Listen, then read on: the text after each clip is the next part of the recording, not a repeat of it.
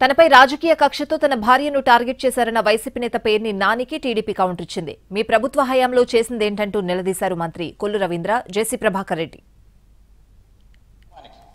ఎంత ఆవిడ వ్యక్తిత్వాన్ని నిజంగా అదృష్టం ఆవిడ ఆత్మహత్య చేసుకోకుండా మిగిలి ఉంటాం. ఎంత అసభ్య పదజాలంతో ఎంత అసహ్యంగా ఆవిడ గురించి పోస్టులు పెట్టేవాళ్ళు అంటే రాజకీయాల్లోకి వచ్చాక ఇంత అసహ్యంగా దిగజారిన పరిస్థితులు. పెద్ద ఆయన పేరుని నాని ఆడవాళ్ళ గురించి నువ్వు మాట్లాడింది.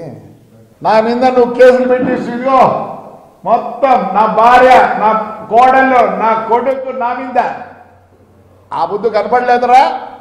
మేమంతా ఎట్టికి పుట్టినామా? కనపడలే ఆ బుద్ధు ఆడవాళ్ళని వీళ్ళిద్దరు. ఏమి సంబంధం? ఏమి సంబంధం మాట్లాడతావా? ఇప్పుడు కనిపించింది మీకు?